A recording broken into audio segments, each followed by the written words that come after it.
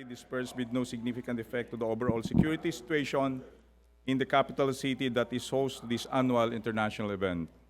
The PNP expressed appreciation to the public for their cooperation during the lockdown of main roads in Metro Manila and appealed to the public to heighten the awareness of public advisories and unfolding events, even as it appealed for patience and understanding until the remaining days of the Apec week. The Apec STF or Security Task Force is currently engaged in three separate Apec activities in Manila and Makati.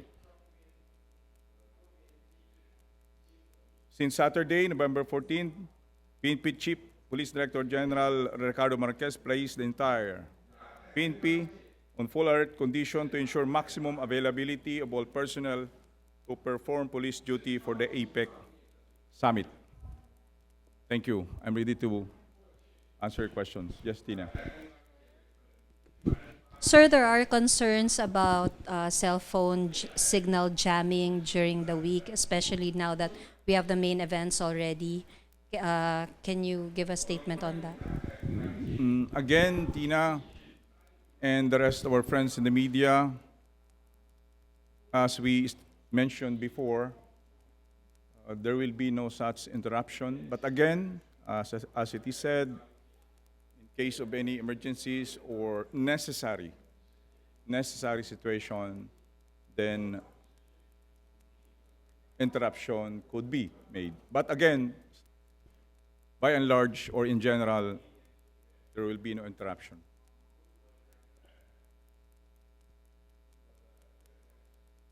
Thank you. Good afternoon, and Sir, yun lang po.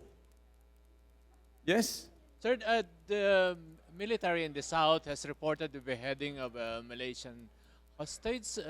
Did they do that for the APEC? And can you confirm that it has in fact happened? We have indeed received reports, but we are validating this information. There are already commanders on the ground that addresses the situation. As it is said, we have the original plan being executed now, and we are focused, our security forces here in Metro Manila, considering the magnitude of the event. There are also, based also on the plan, commanders on the ground in any areas are the one responsible in their respective jurisdictions. As of now, there is no evidence linking directly to the event. We are still in the process of validating the information as of now. Again, as we can say, as of now, the security forces in APEC is focused, the security task force is focused in Metro Manila. There are appropriate units or appropriate or sufficient personnel, unit commanders that addresses the situation outside of Metro Manila.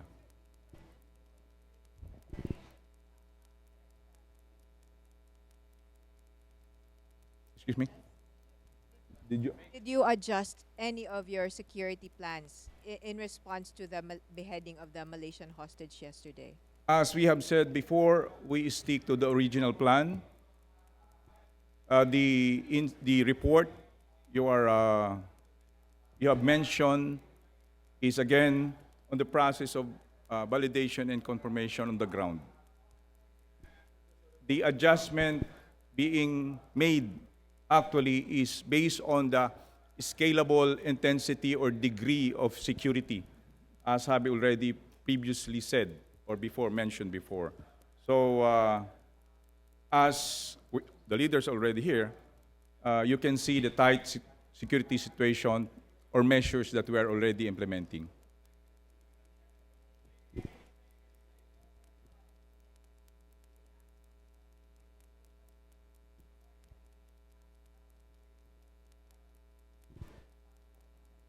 As of this moment, none.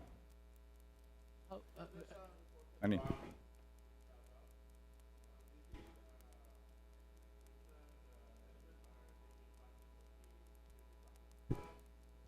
As I mentioned before, there are security forces that are in charge of the respective jurisdiction. This has already been planned before. It has been a long, way days and months of planning. We have already considered these things, and that's the reason why there are commanders that would take charge of their respective jurisdiction just in case there are situations that may arise, especially in this particular event. Sir, can I get back to the reported beheading? Could you tell us about the provenance of these reports that this hostage has indeed been beheaded, and how would you describe the credibility of these reports as you describe them? And that is the reason why we're still on the process of validating the information.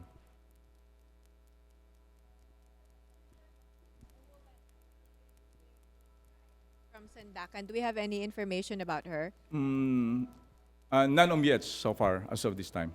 None yet.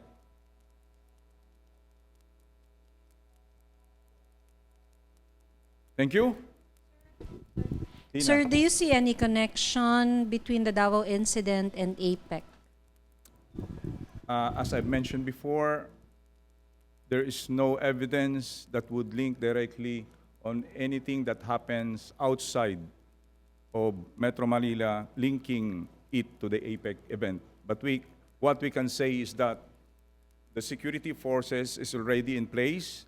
The operational plan is being executed based on the original plan. We have already forces on the ground and will address situation based on the plan that was already discussed before. Any situation that will arise in the respective jurisdiction will be addressed to by their own units, by their own resources, and by their own personnel based on the plan that was discussed. Yes, ma'am.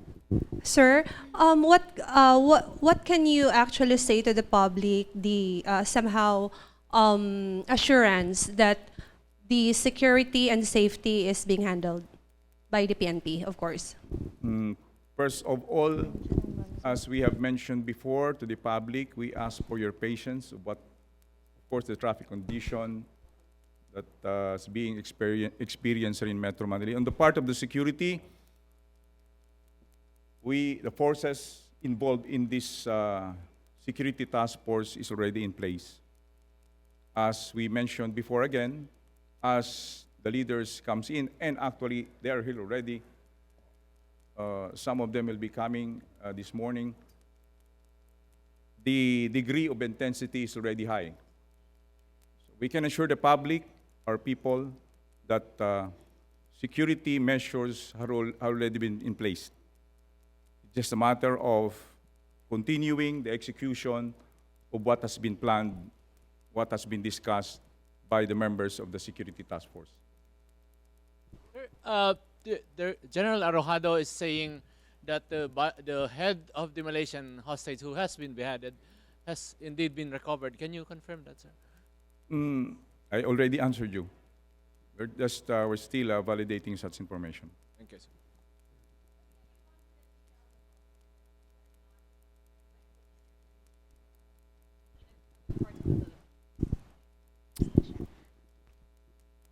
We have already given such pronouncement before that despite of the focus of forces here in Metro Manila, we cannot compromise also the security of our people because we know such situation may also arise in their particular jurisdiction. And that is the reason why, despite of the focus of forces in Metro Manila, we place all units in full alert status to ensure that proper response and sufficient personnel will address any situation that may arise in the respective jurisdiction.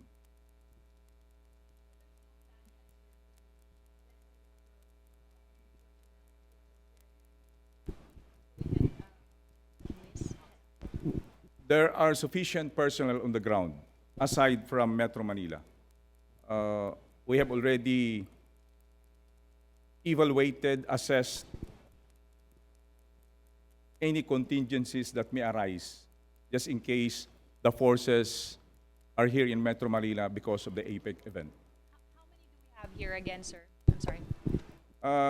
Though these are operational matters as we detailed the numbers, but this was already mentioned again before that the total forces or the personnel involved in the security task force is around 32,000.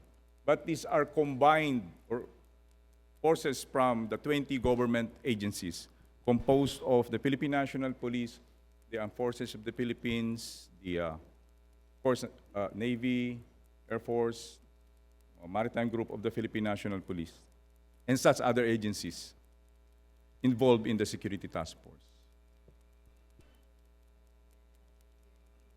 Stability situation all over the country.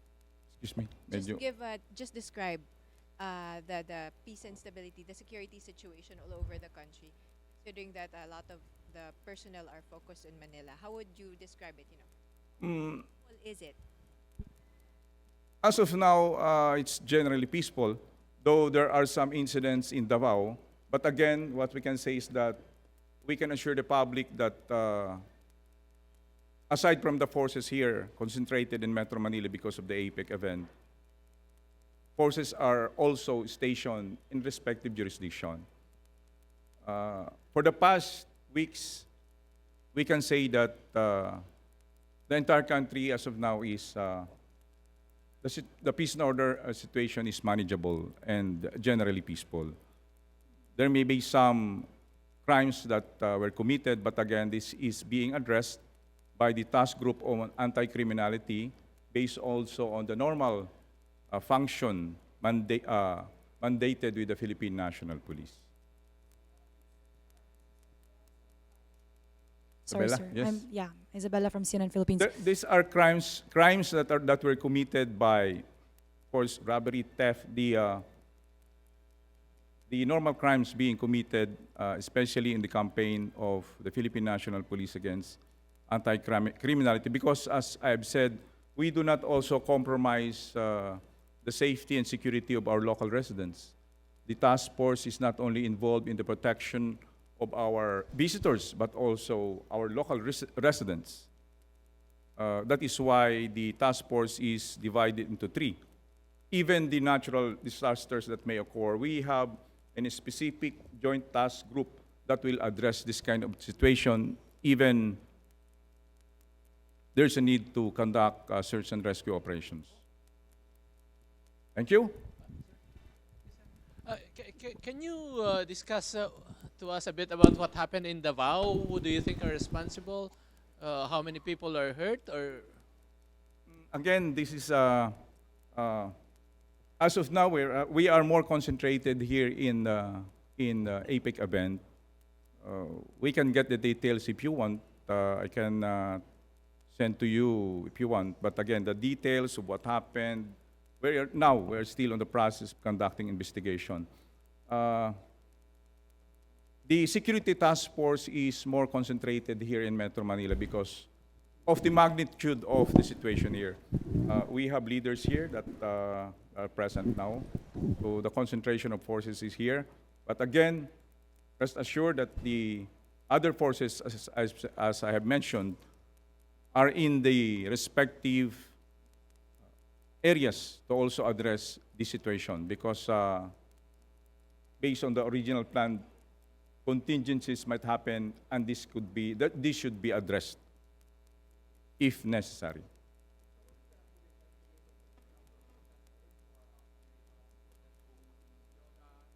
You mentioned earlier that there were 2 lightning rallies. Yes, around 200. 200, yes. Galing, I was in India this morning with the Chief PNP conducting inspection.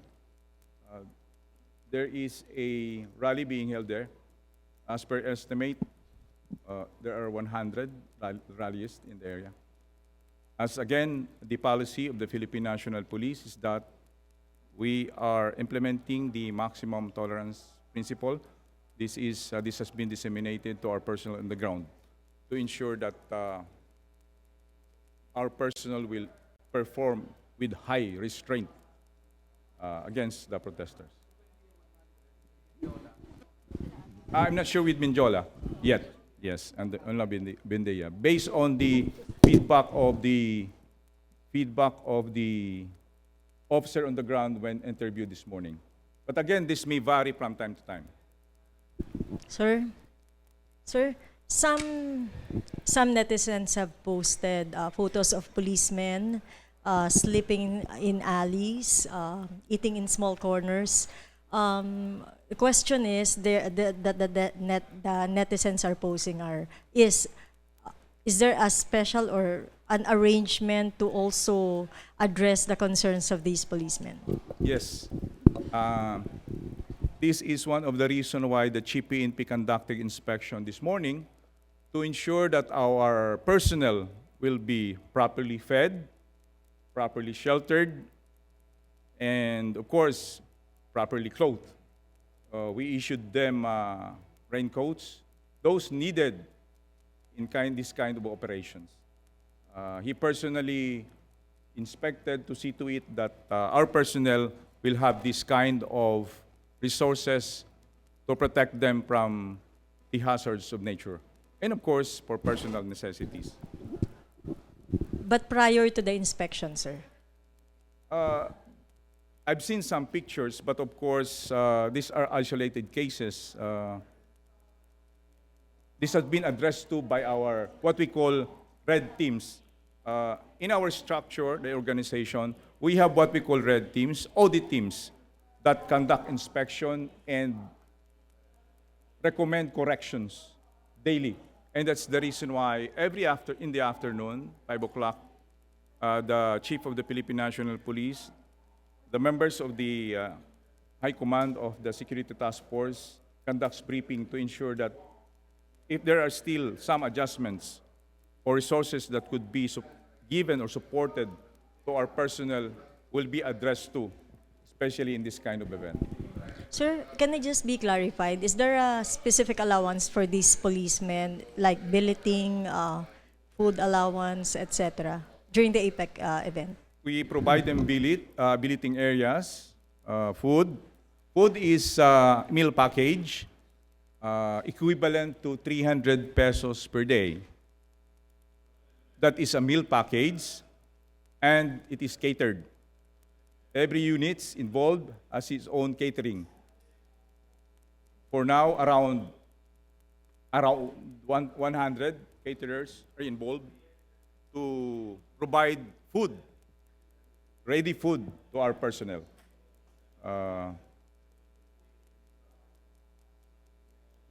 Shelters were also provided in staging areas, just in case, of course, nature will be not favorable to us, just like this morning. Yes, the Chief PNP ensures that not only, of course, but there is no cash allowance, may I emphasize. There is no such cash allowance. It is a meal package. Meal package only, no cash allowance.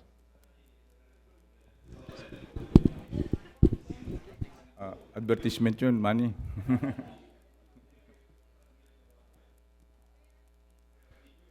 Sleep. There are billeting areas in HK Plaza, Rizal Stadium. Siguro may makikita kayo sa Quirino Grandstand, na picture yan si Star. But again, these areas, we consider the proximity of these areas, just like the Quirino Grandstand, because it is part of the,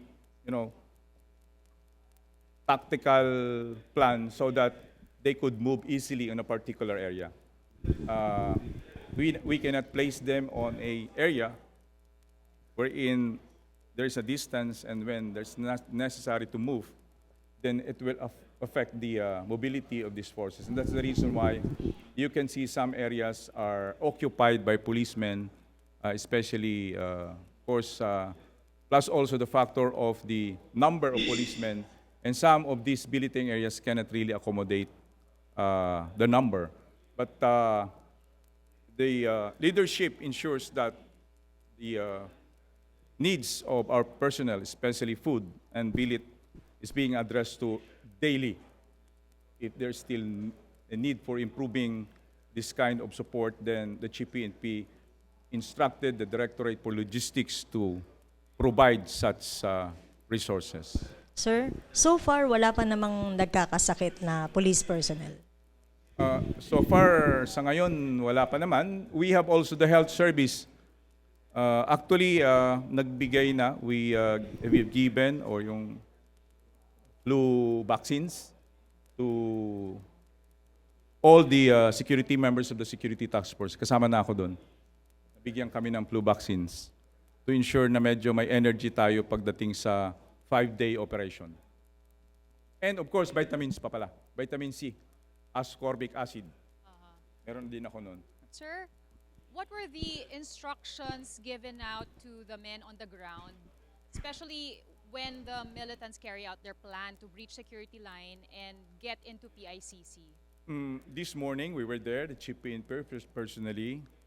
The instruction is that always follow and implement the principle of maximum tolerance.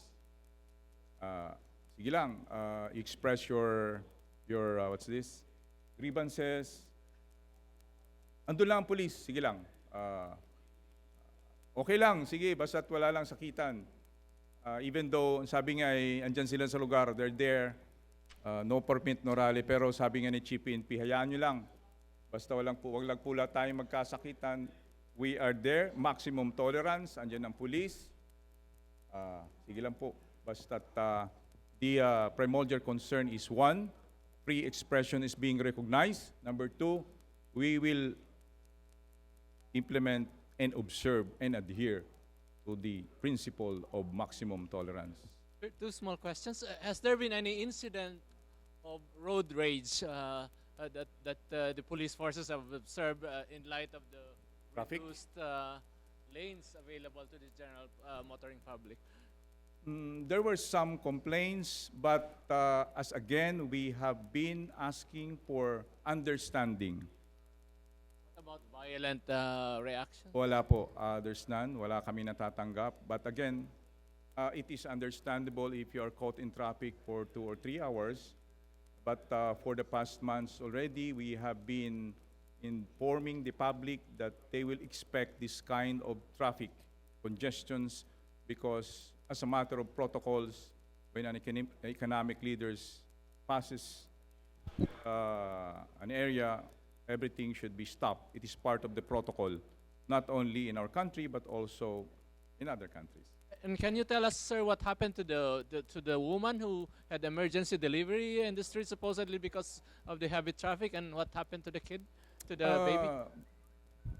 This morning, the policewoman who happens to be a midwife and the policeman who happens to be a nurse told us the story. The woman gave birth with their assistance. But of course, because of the traffic, the ambulance that were called upon did not pass through. But as per their assessment, on that particular situation, the baby was already stable. Sa bangketa? Sa part ng Manila po, Yung sir? particular na lugar, hindi ko natanong, ano? But again, kung paano nila ginawa is that nagawa naman nila yung supposedly dapat nilang gawin. Pinahiga po As sa a medical, kumbaga, it is a special situation there, but the most important thing is that na-deliver yung baby, buhay, nagampanan nila, they perform their duties well, and sa ngayon, maayos naman yung bata. Lalaki po, babae? Sir? Hindi ko rin natanong, pasensya ka na. Baka pa pangalan ng APEC. Pangalan nating Apec 2015. Sir, can you comment on the report that there was a request na dalhin yung babae sa police car and that the police present refused, kaya nanganak sa bangketa? May mga natanggap tayong ganong report, but again, siguro is ang tingnan natin yung assessment nung mismong nagpanganak. Kasi sila naman yung andun sa situation, and based sa interview nga is that On that particular moment, on that particular situation, sa tingin nila stable na yon. First and foremost, sabi nga is to save lives on that particular situation. Save na yung life ng bata. It's stable already. Yung ambulance is support that could even be, kung wala naman is okay lang din. Kasi na-deliver naman yung But, yung but sir, the bata. report was that there was a nearby police car at hindi dinala sa police car. Is that true or I is that d- false? Ang sabi nila is hindi po yun totoo. That we have our own role. So kanya-kanya tayong, kumbaga kami, may mga police na, can you just imagine, yung police na yun, security yun. But yet, ang ginawa niya is na pinerform niya yung kanyang pagiging nurse or midwife. On the other hand, may mga tropa din naman na, kumbaga, each has its own role, and during that particular time, ang assessment nila, equally important yung ginagawa nila. Sir, so mali yung report na may malapit na police car where the woman could have given birth instead of sa kalsada. Sabi nga, doon sa particular na situation na yon is that doon na talaga siya inabot. So hindi siya aabot sa police car. Whether or not abot siya sa police car, ang importante doon ay buhay siya during that time. Assessment mismo nung nagpanganak. So I think we have to respect the decision that was made by the policewoman and the policeman who happens to be a midwife and nurse. So you're That not is their decision. That is judgment call on their part. I think we have to respect that. you're not looking into the kung whether or not totoo yung report that there was a police car that could have been used. We will look on that. But again, I think the most important thing here is that buhay yung bata. Pininform ng police yung dapat niyang gawin. Ang tanong kasi doon was kung pwedeng nanganak sa loob ng kotse o sa bangketa, sir. Yun nga sa particular situation na yun, no? Kung dadalhin mo siguro nila doon sa sakyan na yun, hindi na kinakailangan pa ba yun? Sabi ko nga, is a judgment call on their part. Sila yung nurse, sila yung midwife, sila siguro nakakalam kaysa sa atin. Even me, I cannot decide on that part. Sir, konting details na. Kailan nangyari, sir? Wala ako. Kanina kasi, no, we interviewed them, but the specific when, anong oras, hindi. Nakausap ko lang sila kung paano nila ginawa. And this woman who was pregnant was supposed to, on her way to deliver sa hospital? Again, sabi ko nga, ang tinanong ko lang sa kanila is paano yun nangyari, bakit nangyaring ganon. So ang sa kanila is that sa tingin nila, ang pinaka-importante nga doon. Time na yon, it's a matter of judgment call on their part. Wala po bang kasamang pamilya na nakatulong po sana sa kanya sa... I think that's already details. Sinabi ko na nga, wala po akong nakuhang detalye po doon. Opo. Salamat po. Thank you. Thank you. Magandang umaga po sa inyo lahat. Maraming salamat po.